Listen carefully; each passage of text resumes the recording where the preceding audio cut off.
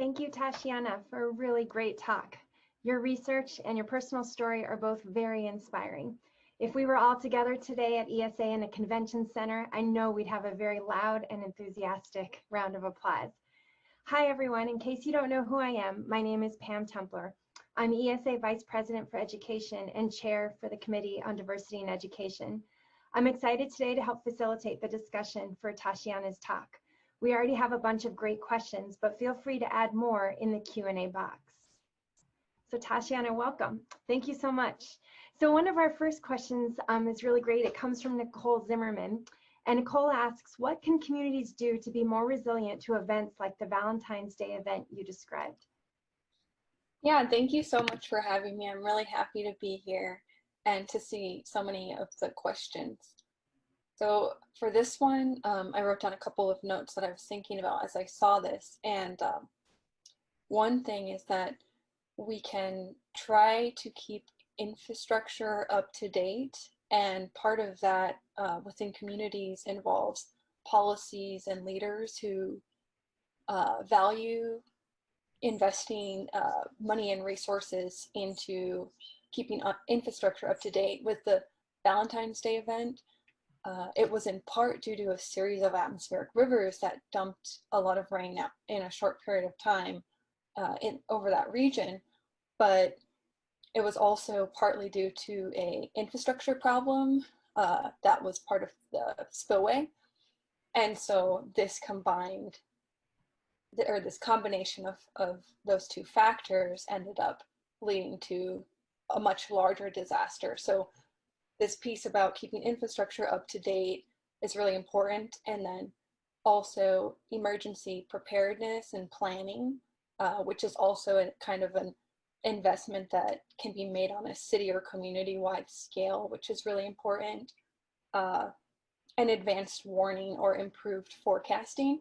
And so that's something that some of my colleagues in the Center for Western Weather and Water Extremes at Scripps are actually leading here in California.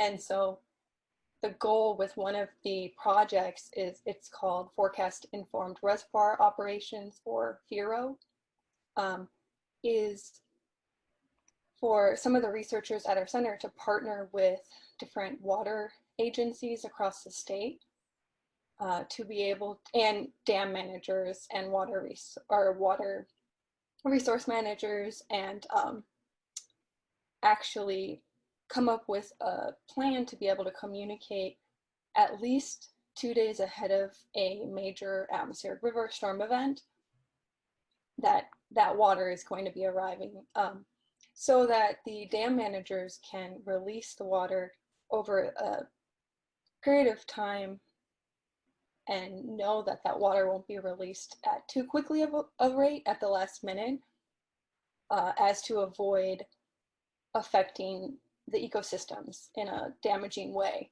And so this is something that's been really interesting to me, to see how, as researchers, we can kind of work with different communities to think about things like community resilience and how we can be a part of increasing that.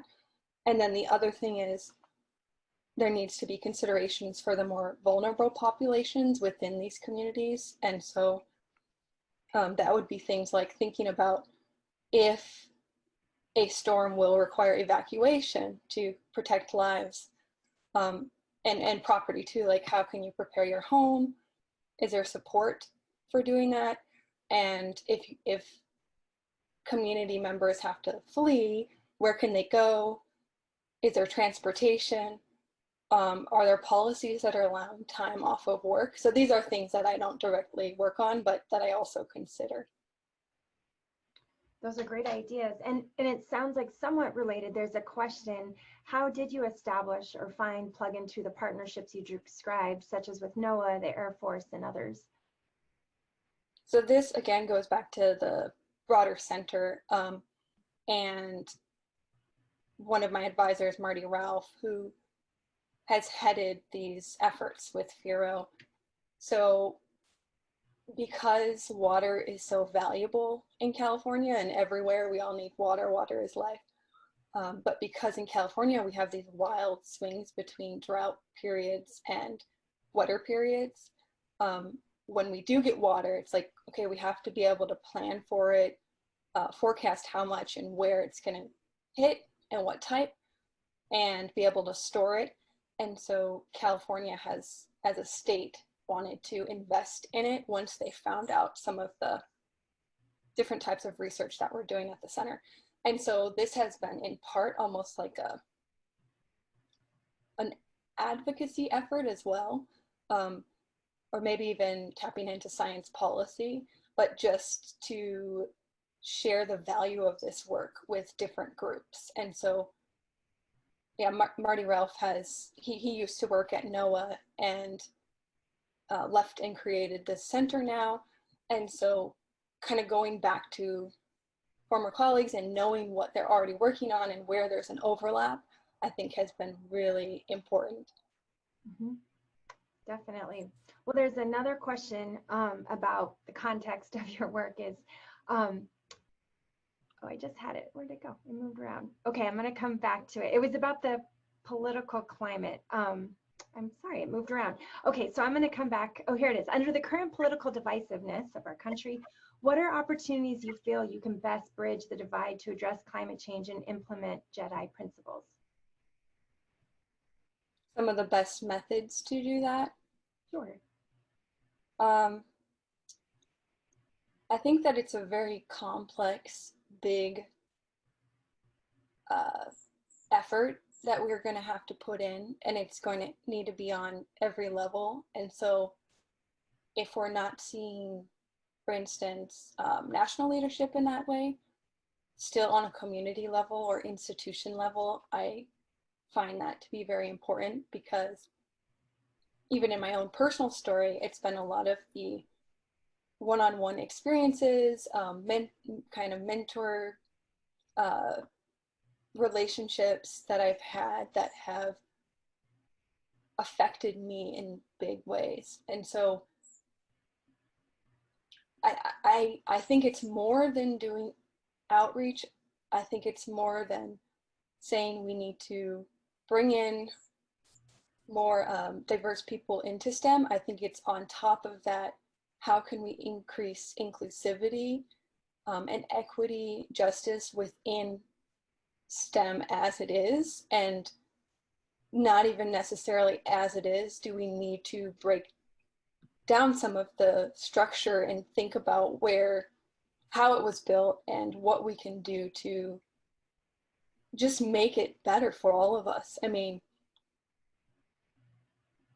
there's been research that's gone into work on how to build inclusive environments for decades, and I'm actually learning myself more about those things. It's not my expertise, so I find myself taking quite a bit of time to learn more, and I would just recommend that we all try to do that. I think this is a time where we need to push in that way, and there will be so many benefits coming from it, but it's also just like, it's like a human, it's a human rights, how much do we care about other human beings type of thing, beyond like how much will we benefit from it. Mm-hmm. Well, I was really inspired when you mentioned working in the service of others and the root of your why. That was wonderful. And it seems like in your story that mentorship has meant so much, and it's wonderful to see how you're now peer mentoring others. It's full circle, paying it forward, and just supporting others. Well, there's some questions about the research itself. One person asked, how do atmospheric rivers relate to El Nino, La Nina events? Yeah, so there are some unknowns when it comes to how atmospheric rivers relate to El Nino, La Nina. On one hand, well, atmospheric rivers are associated with larger scale systems, low pressure systems that are mid-latitude or extratropical cyclones. And these generally are set up during the cool season months for the Western US and other regions as well.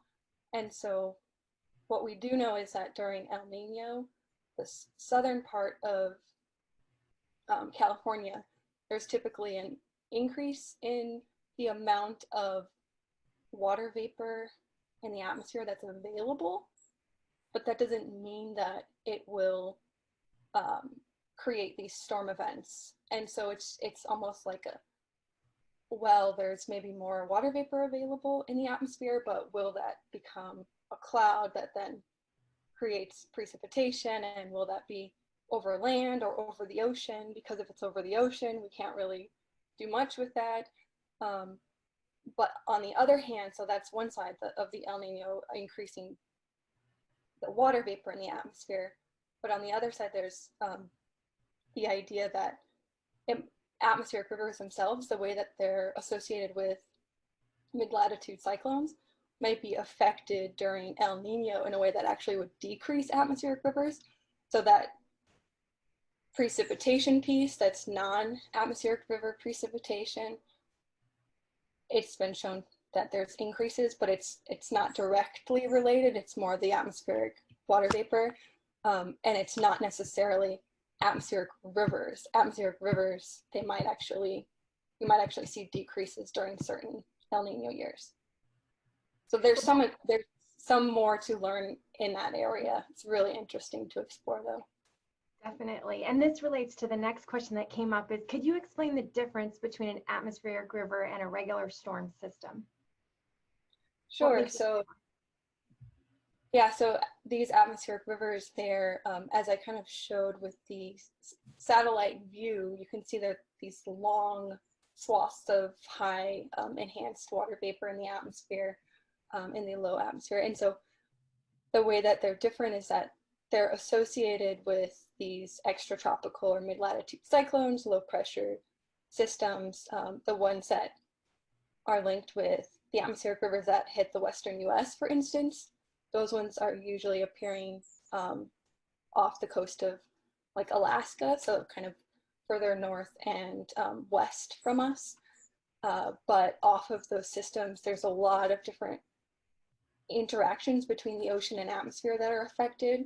And so it's like, because of those unique and complex ocean atmosphere interactions, which increase evaporation into the atmosphere and actually allow for,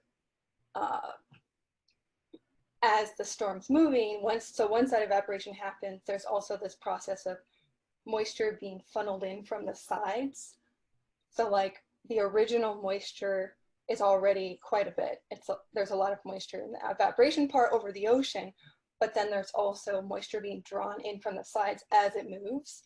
So a lot of that moisture source is from the tropical region in the initial stages, but then as it's moving, because of this connection with the cyclone, where there's like waves coming off of it, and it's circulating counterclockwise and drawing in moisture as it moves, so that added moisture continues fueling the storm, or it is considered a storm, but it continues fueling the atmospheric river. And then usually once it hits land, then we'll call it, if it hits land, because some of these atmospheric rivers don't reach land, I should say.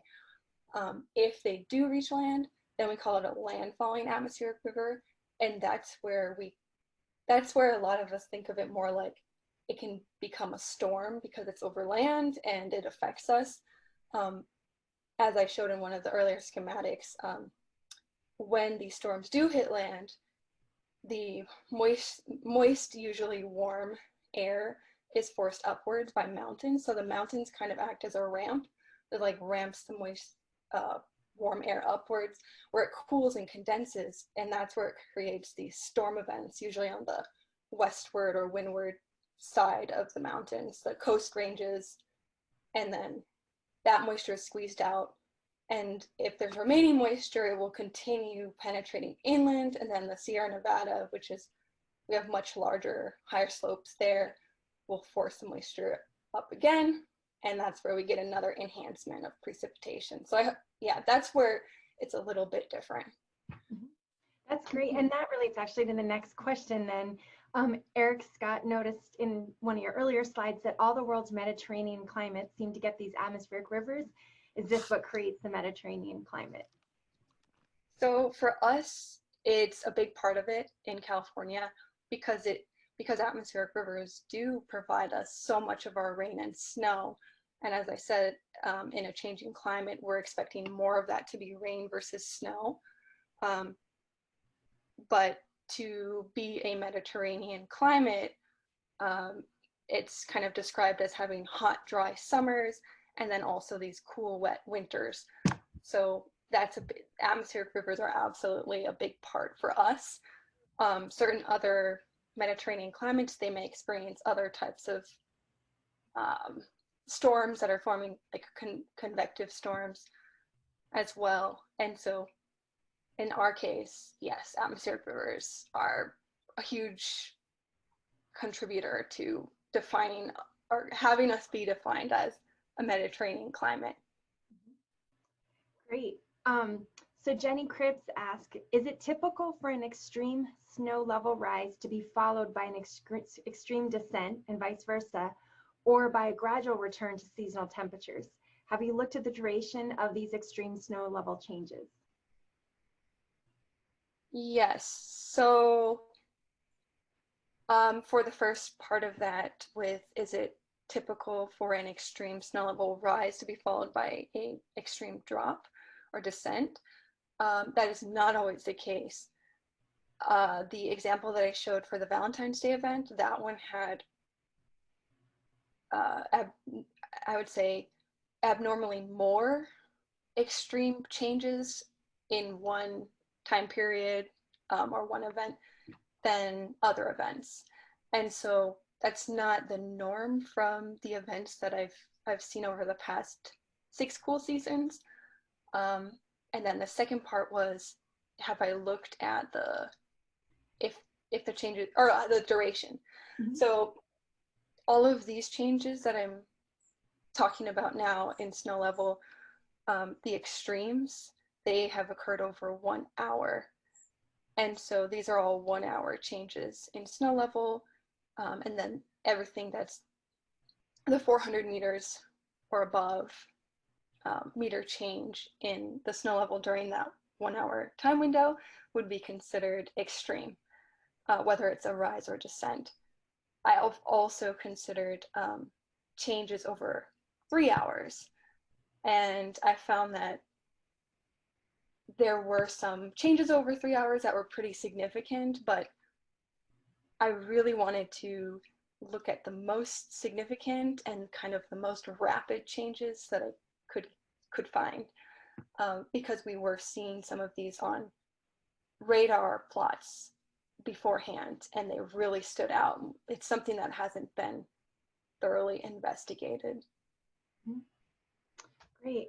Anjali Boyd asks, what kind of implications can atmospheric rivers have on runoff? I would imagine they would be similar to heavy downpours and floods. Is there research being done to examine the effects of that runoff on the environment, more specifically the aquatic and marine environment? So that's a really interesting question. Yeah, so yes, there is work being done in considering the hydrologic impacts of atmospheric rivers when they're pouring out rain and also snow, because well, the snow will often sit on the tops of the mountains and then more gradually melt when there's a warm spike or during the spring, and that's oftentimes more manageable and more predictable. But when we get a lot of rain at once, as was mentioned, yes, that you can almost think of as a storm event that would contribute to flooding or flash flooding or these debris flows more quickly. And so there is a lot of work going into that. And actually the next step of my work, I'll be looking at the hydrologic impacts of extreme changes in the atmospheric snow level. And so I think that will be really interesting since a lot of these snow level changes that are extreme are also occurring during atmospheric rivers.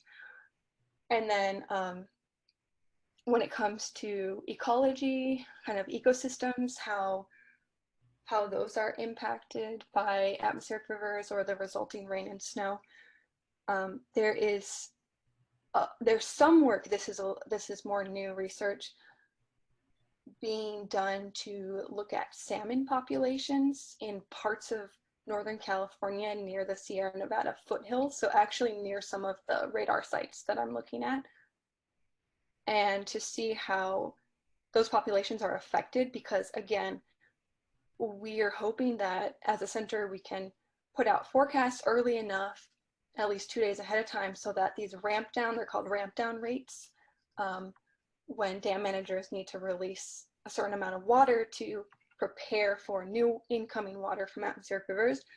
Sometimes those ramp down rates, if they're too high, or water is being too quickly released in large amounts, that can affect these certain type of salmon that are already very sensitive.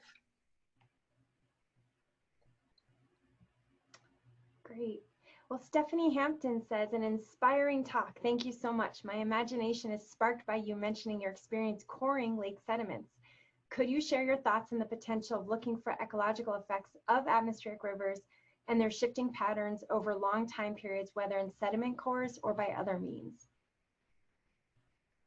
Yeah, this is a really interesting question, and thanks for the compliment. That's really kind.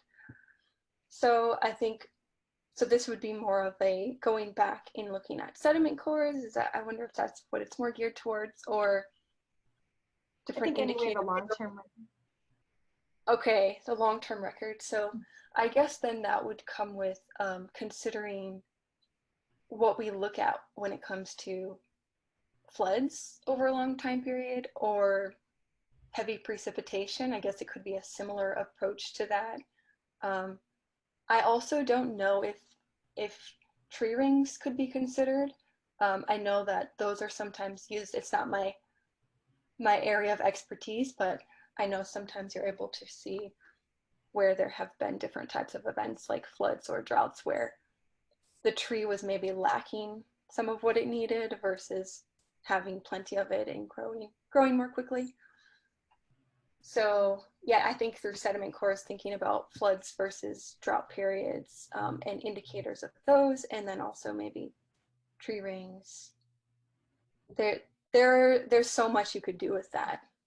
And I know that there is some work being done on that. We recently in the center, we have a fairly new PhD student who's interested in kind of this like paleoclimate aspect, but it's new within our group. Really interesting. I wonder if you could look at some measure of anoxia when the soils get flooded and measure that in tree. I don't know how, but that would be really cool. So an attendee, they didn't list their name, said this was such an authentic and inspiring presentation. Thank you. How does a larger scale atmospheric river have an effect on global rainfall patterns? Can it help predict changes in rainfall elsewhere? So thank you again for the nice compliment. That's really kind. I'm so glad to be here and happy to share. And thinking about atmospheric rivers that are impacting our specific region or one specific region, and how that might relate back to globally what we see or what we can predict. So because these atmospheric rivers are mesoscale, they're kind of small scale of affecting a certain region as they move, so they can affect many regions, if that makes sense, but it's kind of certain regions at a time that are smaller scale, city-wide or community-wide. And so because they're part of this water cycle, or they're part of this precipitation piece, I think that is how they would that's the way in which they tie back to this kind of like global piece, is thinking about what's going into the system and what's pouring out of it, in this case precipitation, but I don't know that it would be able to help us predict what is happening with precipitation somewhere else. I don't know if I fully answered that question, but was that Yeah, all what it was? Okay, I'm not sure. Yeah, no, that's okay. This conversation is great. Okay, so there's a lot of compliments here, Tashiana. I'm going to save some time to go over them, but I always include the compliments with the questions. So here's another one for you. Great talk, inspirational on so many levels. Thank you for your bravery and for sharing your story.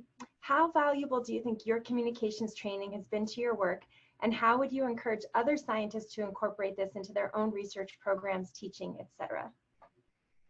So this has been a really valuable part of my experience. I'm also a person who enjoys writing and sharing in that way, and being able to think about more broadly and also specifically how different communities are affected, and then with all of these incredible experiences that I've been able to have and earn, I also want to pay it forward.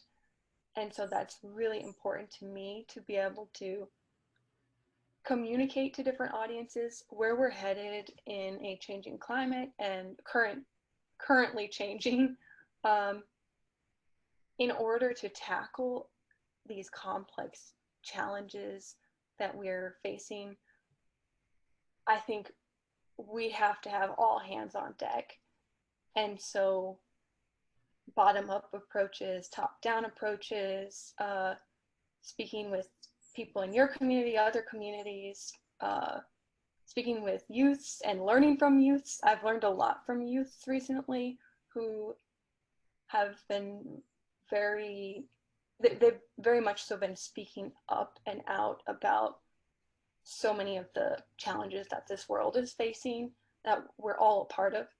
And so I am a huge proponent of communicating science so that it's not kind of stuck within a certain community, that we're able to share these voices. We've gained so much training in what we do, and there's real value in that, to be able to have that whole background and then summarize it for someone else who has a different background that's also valuable.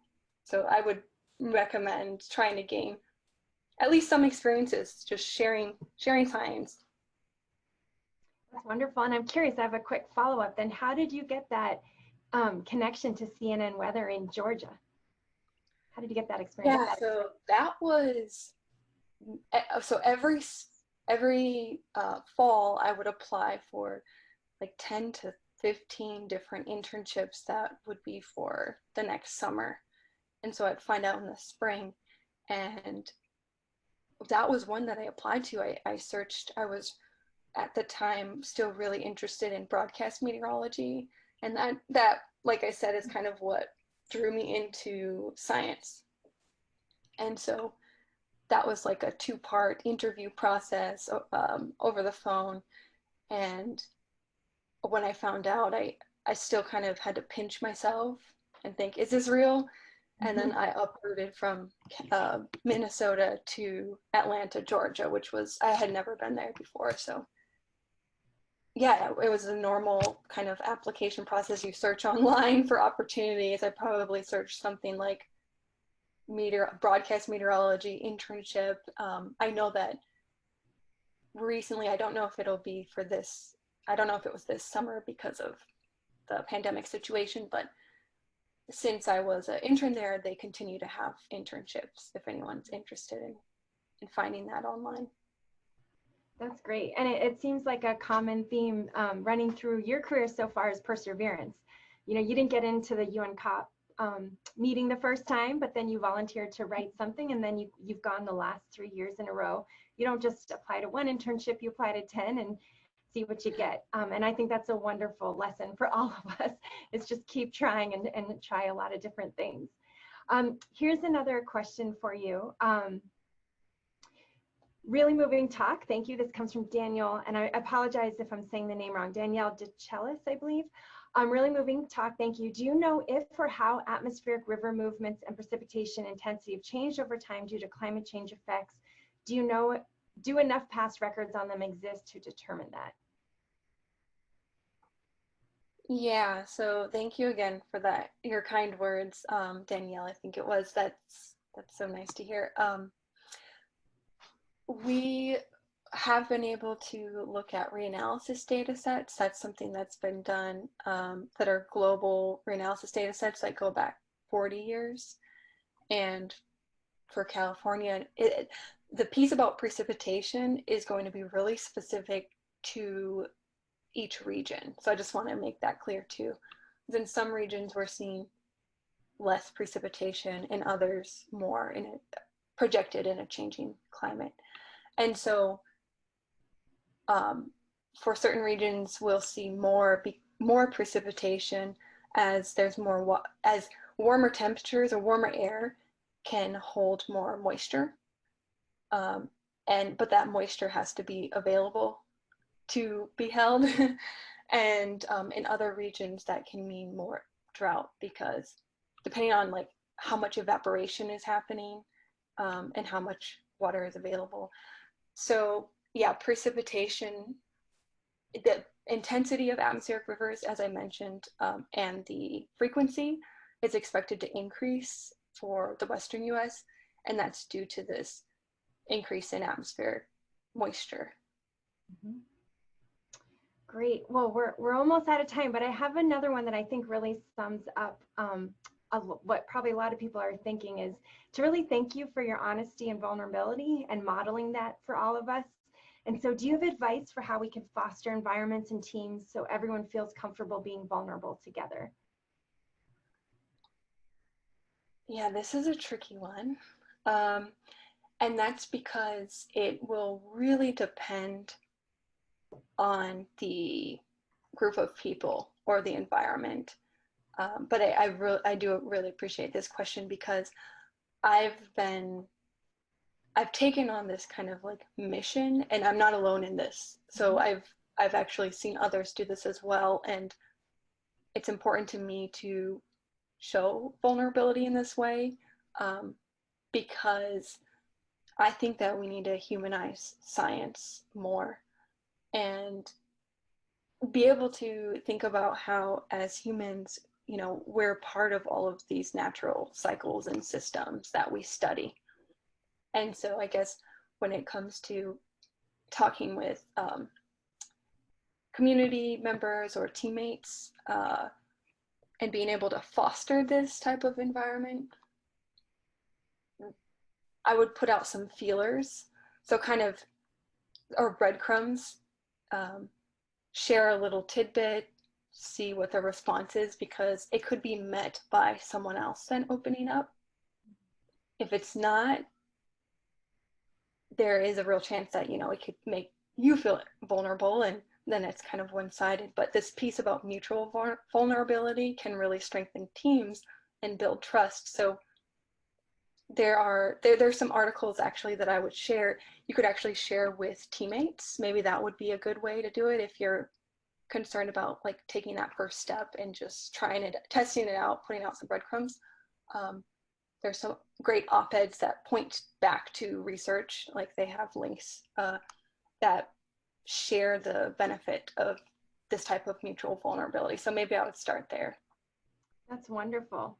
Well, in the last minute, I just want to share some accolades you got, because these are just wonderful, and I think sum up this time we've had together. So David Hooper asks, awesome talk, interesting science and inspirational personal story. Can we get this talk to share more broadly? So at ESA, we'll figure out how to share this talk more broadly, because I agree the whole world should see it.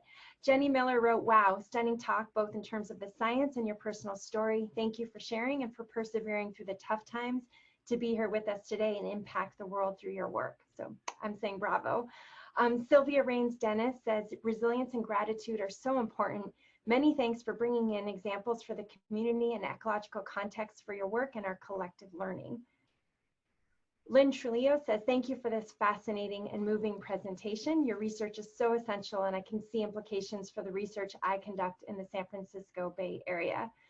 An attendee wrote, really impressed by all your varied experiences and broader contributions. And maybe in the last 30 seconds, you can share with us, what are your career goals post-dissertation so we can all help you moving forward? Yeah, that would be great. So really kind words again. I was a little nervous and hesitant about, how much to share. And so this response is just fueling me even more. I really appreciate this. So next, I want to try to either take on a research postdoc, but it'll have to be something in a very applied science, because I do want to continue thinking about communities and how they're affected by extreme storms. So whether that's the health of communities or individuals during and after these storms, or another factor, I'm interested in that type of research postdoc, or else science policy fellowship. And so I'm kind of open to different ideas. Wonderful. Well, I think you have an audience here who's fully and completely supportive of your career. And I think if all of us in our home Zoom computers or offices, if you're sitting in an office, can just give Tashiana a round of applause. I hope you can hear everybody, Tashiana. That was wonderful. And thank you again so much for your time preparing your talk and joining us today. It was just wonderful. Thank you very much. Thank you so much, everyone. Thank you, Pam. You're welcome.